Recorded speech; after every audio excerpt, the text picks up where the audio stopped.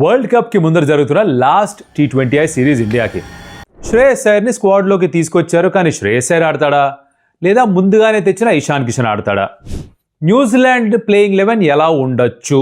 ఎవడో Tim Robinson అంట, ఎవడీ మనిషి? మాట్లాడదాం. WPLలో ముంబై ఇండియన్స్కి షాక్ మీద షాక్ తగులుతుంది. వరుసగా 3వ మ్యాచ్ ఓడిపోయారు, DC గెలిచారు. వాళ్ళకి బాగా పర్ఫామ్ చేసిన వాళ్ళు ఎవరు? Will talk about that as well. And Australian Open start off అయిపోయింది, దానిలో కొన్ని ఇంట్రెస్టింగ్ మ్యాచ్లు నడుస్తున్నాయి. Will just touch upon it briefly. Okay, ఎక్కువ ఆలస్యం చేయకుండా లెట్స్ గెట్ స్టార్టెడ్.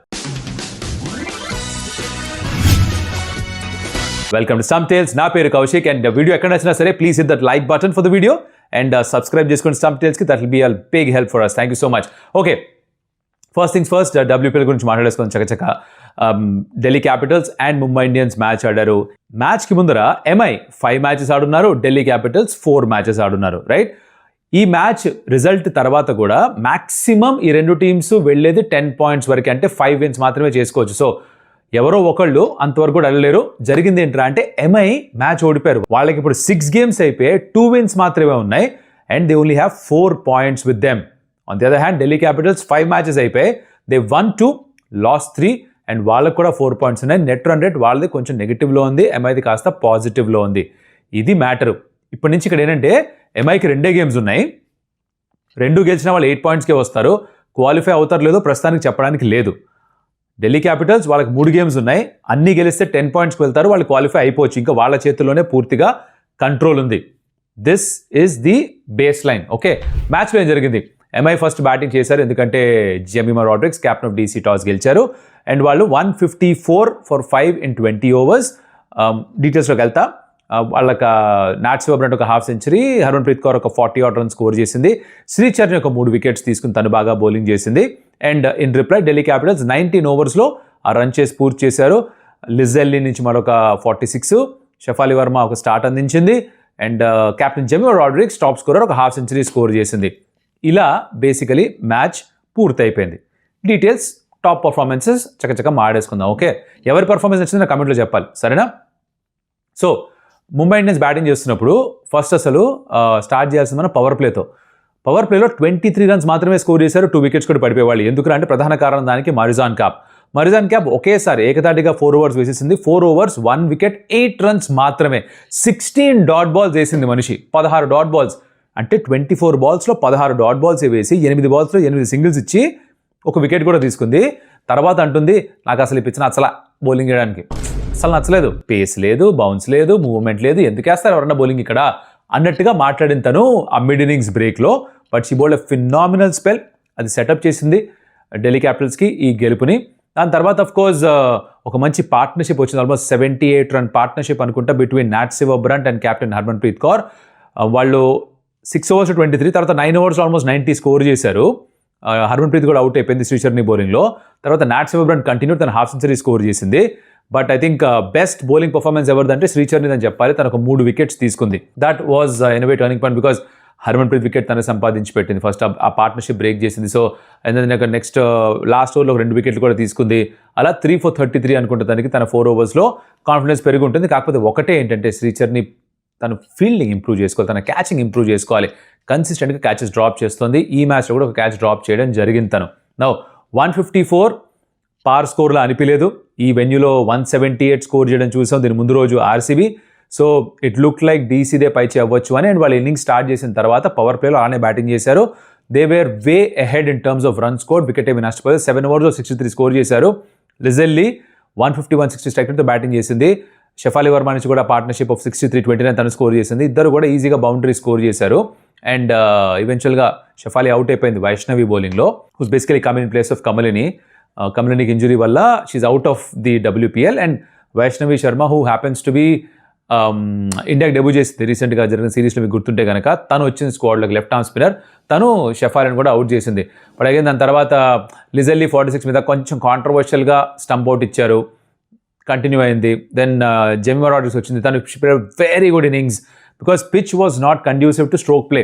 కొంచెం తక్కువ బౌన్స్ అవుతూ ఉంటుంది, బాల్ అంత బాగా బ్యాట్ పైకి రావట్లేదు. సో క్రాస్ బ్యాటెడ్ షాట్స్ ఆడడం కష్టం, స్వీప్ ఆడడం కష్టం. కానీ తను చాలా తెలివిగా కొంచెం సమయం గడిపి సెట్ అయిన తర్వాత ఆ షాట్స్ అన్ని ఆడడం స్టార్ట్ చేసి she scored half century and దగ్గరుండి మ్యాచ్ గెలిపించింది. మారిజాన్ క్యాప్ లాస్ట్లో వచ్చి ఒక 6 కొట్టి ఫినిష్ చేసింది మ్యాచ్ని.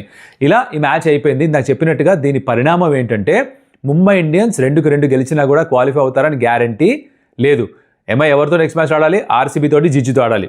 2 టఫ్ గేమ్స్. తర్వాత డీసీ గురించి మాట్లాడదాం. డీసీ కూడా ఆర్సీబీతో ఆడాలి, జీజీతో ఆడాలి, యూపీ వారియర్స్తో ఆడాలి. అది వాళ్ళకి మిగిలిన 3 మ్యాచెస్. వాళ్ళు 3-3 గెలిస్తే దే హ్యావ్ ద కంట్రోల్. వాళ్ళు యాక్చువల్లీ క్వాలిఫై అవ్వచ్చు ప్లే ఆఫ్స్కి, లేదా అగైన్ ఏమైనా జరగచ్చు. సో బేసికలీ టాప్లో ఉన్న సైడ్ డైరెక్ట్గా ఫైనల్స్కి వెళ్ళిపోతుంది. Top of the points table league phase అయిపోయిన తర్వాత సెకండ్ అండ్ థర్డ్లో ఉన్న వాళ్ళు ఎలిమినేటర్ ఆడతారు, which is like a semifinal. గెలిచిన వాళ్ళు ఫైనల్ ఆడతారు. ఇది WPL కథా కమామేశం. Okay, well played Jemi. Great performance Marizanne Kapp ball తోటి. శ్రీచర్ని ఒక 3 వికెట్స్ తీసుకుంది. అండ్ ఇది ఓవరాల్గా మ్యాచ్ గురించి అనమాట.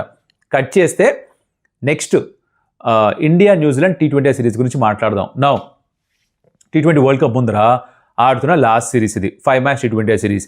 ఇప్పుడు న్యూజిలాండ్ అనగానే మనకు ఒక కంగారు పుడుతుంది. ఏంటంటే టెస్ట్ మ్యాచ్లోనూ మనని సంవత్సరం క్రితం ఓడించారు, ODIsలో మొన్నే ఓడించారు. వీళ్ళు ఎక్కడ ఎప్పుడు మనకు ఎదురుగా వచ్చినా సరే మనకేదో మన అరికాల్లో గుచ్చుకున్న ముళ్ళులాగా అలా చేస్తూ ఉంటారు. కాబట్టి it's a very tough opponent for sure, this no doubt in that.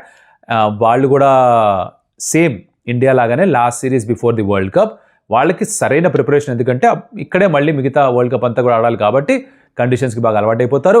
ODI ఈ స్క్వాడ్కి చాలా తేడా ఉంది. మిచ్ శాంట్నర్ వెనక్కి వచ్చేసాడు, డారెన్ మిచెల్ ఎలాగో ఉన్నాడు, ఇష్ సోదీ ఉంటాడు, తర్వాత జేకబ్ డఫీ ఉంటాడు, అండ్ లాకీ ఫర్గసన్ తర్వాత వస్తాట.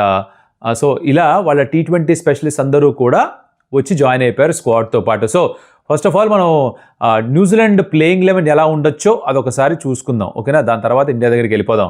ప్రాబబుల్గా న్యూజిలాండ్ టిమ్ రాబిన్సన్ అని మొన్న ఆస్ట్రేలియా తనకు 100 కొట్టినట్టు మనిషి, తను వాళ్ళ వరల్డ్ కప్ స్క్వాడ్లో లేడు, కానీ ప్రస్తుతానికైతే ఇక్కడ ఆడాలి. డెవన్ కాన్వే ODI స్క్వాడ్తో పాటు వచ్చాడు. Rachin Ravindra he joins. Daryl Mitchell number 4. ఏదో చేసి మిచెల్ని అవుట్ చేయండి బాబు, కనీసం రెండు షోలకి లేసులు కట్టేసేయండి, 2 కాళ్ళు కలిపి కట్టేసేయండి అయ్యా బాబు, చంపేస్తున్నాడు మంచి మన్ని. Glenn Phillips, mark Chapman, జిమి Neesham, Mitchell Santner, తర్వాత Matt Henry is also back, ఇష్ సోదీ అండ్ జేకబ్ డఫీ. ఇది వీళ్ళ ప్రాబబుల్ ప్లేయింగ్ 11. తర్వాత మ్యాచ్లకి లాకీ ఫర్గసన్ వచ్చే అవకాశాలు ఉన్నాయట. అండ్ బ్రేస్వెల్ కూడా ఉన్నాడు, బట్ తనకి కాఫ్ స్ట్రెయిన్ ఉంది కాబట్టి జిమి నీషమ్ ఆడే అవకాశాలు ఉన్నాయి అంటున్నారు. సో ఇది వీళ్ళ playing 11. Now coming to India, ఎవరిని ఆడిస్తారు థర్డ్ నంబర్ 3 పొజిషన్లో అనేది క్వశ్చన్ కదా. శ్రేయస్ అయ్యర్ని డ్రాఫ్ట్ చేశారు స్క్వాడ్లోకి తిలక్ వర్మకి రీప్లేస్మెంట్గా, బట్ ప్రెస్ కాన్ఫరెన్స్లో క్లియర్గా సూర్యకుమార్ యాదవ్ చెప్పేశాడు ఇషాన్ కిషన్ నంబర్ 3లో ఆడతాడు, తను ఆల్రెడీ వరల్డ్ కప్ స్క్వాడ్లో కూడా ఉన్నాడు. అండ్ మనం శ్రేయస్ అయ్యర్ని రీప్లేస్మెంట్ లాగా తీసుకొచ్చాం కాబట్టి రైట్ నౌ సరైన విషయం ఏంటంటే ఇషాన్ కిషన్ని ఆడించడం అని చెప్పి సూర్యకుమార్ యాదవ్ చాలా క్లియర్గా చెప్పేశారు. So he's going to bat at number 3. అంటే 3-4 అంటే రైట్ హ్యాండర్ అవుట్ అయితే రైట్ హ్యాండర్ వెళ్ళచ్చు, ఏదో మళ్ళీ చేస్తారంట. తిలక్ వర్మ నంబర్ 3 అని చెప్పేశాడు, బట్ ఇక ఇషాన్ కిషన్ కాబట్టి రైట్ హ్యాండర్ అవుట్ అవుతుంది, సంజు శాంసన్ అవుట్ అయితే నేను వెళ్తా, అభిషేక్ శర్మ అవుట్ అయితే ఇషాన్ని పంపిస్తాను టైప్లో ఏదో చెప్తున్నాడు మొత్తానికి సూర్య. సో తనైతే ఆడతాడు. ఇంకొక ప్లేయింగ్ 11లో ఉన్న తిరకాసు ఏంటంటే కుల్దీప్ యాదవ్ని ఆడించాలా, అదే కుల్దీప్ని వరుణ్ని కలిపి ఆడిస్తారా, ఎవరో ఒకళ్ళే ఆడతారా? టిపికలీ నాగ్పూర్ స్పిన్నర్స్కి ఎక్కువ ఫేవర్ చేసే పిచ్. అండ్ 50 వికెట్స్ తీసిన వాళ్ళలో స్పిన్నర్స్లో అందరికంటే తక్కువ యావరేజ్ ఉంది కుల్దీప్ యాదవ్కి. బట్ కుల్దీప్ యాదవ్ ODIsలో అస్సలు సరిగ్గా బౌలింగ్ చేయలేదు, డామినేట్ చేశారు దాన్ని. తనకి ఏమన్నా బ్రేక్ ఇస్తారా ఆర్ తన్ని కూడా ఆడిస్తారా? ఇది ఒక కాల్. 2, హర్షిత్ రాణానా శివం దుబేనా నంబర్ 8లో బ్యాటింగ్ చేసేవాళ్ళు కావాలి. రింకు సింగ్ని ఆడిస్తారు నంబర్ 7 బికాజ్ ఐ థింక్ తనని వరల్డ్ కప్ స్క్వాడ్లో వేశారు కాబట్టి తను ఆడించబోతున్నారు వరల్డ్ కప్లో కూడా. సో 7లో తను వస్తాడు. 8లో మనకి ఇప్పుడు ఆడాల్సింది హర్షిత్ రాణానా లేకపోతే శివం దుబేనా. ODI ఫామ్ చూసిన తర్వాత హర్షిత్ రాణాని ఆడతాడు అనిపిస్తోంది. బట్ అగైన్ స్పిన్నర్ కావాలి, హర్షిత్ రాణా అవసరం లేదు అనుకుంటే, అంటే శివం దుబే హిట్టర్గా ఉండి ఇద్దరు కుల్దీప్ ఇంకా వరుణ్ చక్రవర్తిని ఆడిస్తే ఒక బుమ్రా మాత్రమే ఉంటాడు. అప్పుడు హర్షిత లేకపోతే హర్షదీప్ సింగ్ అని ఒకళ్ళు ఆడిస్తారనమాట. This could possibly happen. Now చక్కచక్క ప్లేయింగ్లో చూసేసుకుందాం. సంజు శాంసన్, అభిషేక్ శర్మ, ఇషాన్ కిషన్, సూర్యకుమార్ యాదవ్, హార్దిక్ పాండ్యా, అక్షర్ పటేల్. మీ టాప్ 6 సెట్టా? 7లో రింకు సింగ్, 8లో ఇందాక చెప్పినట్టుగా హర్షిత్ రాణా లేకపోతే శివం దుబేనా. I'm tempted to go with Harshit Rana because I think he's doing really well. But again Shivam Dube ఈ ఫార్మాట్లో ఆ డెసిగ్నేటెడ్ ఫినిషర్ రోల్ తనకి ఇస్తారు. సో మీరు హార్దిక్ ఎలాగో ఉన్నాడు కాబట్టి మీడియం పేస్ ఆప్షన్ ఉంది, శివం దుబే కావాలంటే 2 ఓవర్లు వేస్తాడని ఒక నమ్మకం ఉంది కాబట్టి హర్షిత్ లేకపోయినా నడిపించవచ్చు అని కూడా అనుకుంటే శివం దుబేని ఆడించవచ్చు. That's a call that the team has to take. Arshdeep Singh, నేను కుల్దీప్ యాదవ్ని ఈ మ్యాచ్కి ఆడించద్దు అనుకుంటున్నాను. కొంచెం బ్రేక్ ఇవ్వాలి మనిషికి, చితకొట్టేశారు ఆ మనిషిని. I think he just needs to get his head sorted first. So Arshdeep ఆడతాడు, Jasprit Bumrah comes back, and of course you'll also have Varun Chakravarthy non negotiable any which ways, రాసేసుకోవాలి ఫస్ట్ పేరు. సో ఇది ఇండియా ప్లేయింగ్ 11. ఇంతకన్నట్టుగా నాగపూర్లో అయితే సిచ్యువేషన్స్ స్పిన్నర్స్కి ఎక్కువ హెల్ప్ చేస్తాయి. By the way, ఈ ఇంటర్నెట్లో 2016 ఛాలెంజ్ నడుస్తుంది కదా, 2016లో మీరు ఏం చేశారు, ఎలాంటి ఫోటోలు ఉన్నాయి పెట్టండి అని. ఆ టైప్లో 2016లోనే ఈ వెన్యూలో ఇండియా న్యూజిలాండ్ ఆడారు 2016 వరల్డ్ కప్లో. అప్పుడు 3 స్పిన్నర్లో ఏదైతే పెట్టుకొని న్యూజిలాండ్ ఇండియాని 76 79 ఆల్అౌట్ చేశారు. Okay boy. నాట్ గ్రేట్ మెమరీసే, బట్ ఆ 2016 ఛాలెంజ్ నడుస్తుంది కాబట్టి చెప్తున్నా, మీరు 2016లో ఏం చేస్తున్నారు అంటే అది రామ్ కింద కామెంట్లో బతావ్, లెట్ మీ నో. ఓకే, నేను కామెంట్ స్టార్ట్ చేయలేదు, నేను ఐటీ జాబ్ చేసుకుంటున్నా ఇంకా 2016లో. అంటే నేనైతే అది చేస్తున్నా, బట్ ఫోటోలు గట్రా పెట్టలేరు కాబట్టి మీరు కమెంట్లో చెప్పండి మీరేం చేస్తున్నారో ఆ టైంలో. ఇండియా న్యూజిలాండ్ T20Isలో ఆడి 3 సంవత్సరాలు అయిపోయిందంట.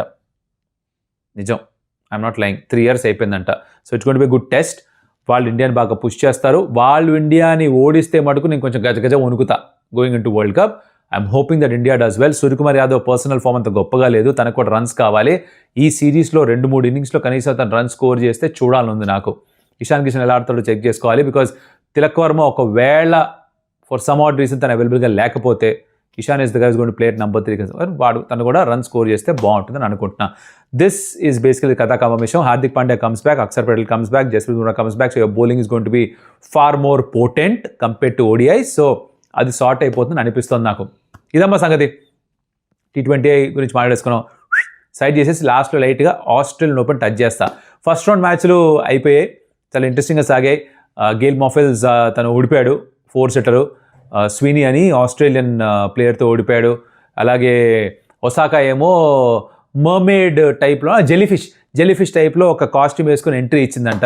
ఇలాంటివో జరుగుతున్నాయి. బట్ అఫ్ కోర్స్ ఈ ఫస్ట్ వీక్ అయిపోయేంత వరకు కూడా ఈ round 1, round 2, round 3, round 4 అంత ఇంట్రెస్టింగ్ మ్యాచ్ జరగకపోవచ్చు. జోకోవిక్ తన 100th మ్యాచ్ ఆస్ట్రేలియన్ ఓపెన్ గెలిచేశాడు. సో ఓవరాల్గా ఇంతే, nothing really stands out. But as it moves forward Australian Open కూడా లైట్గా మనం టచ్ చేస్తూ పోతాం మన వీడియోస్లో. ఓకేనా? సరే, like the video, share with your friends, comment about what you like, and of course subscribe to Stamp Tales. As always మీరు మాకు చేసే హెల్ప్ ఇది. అండ్ మరో మళ్ళీ కలుస్తే, అప్పటిదాకా సెలవు. Adios Amigos.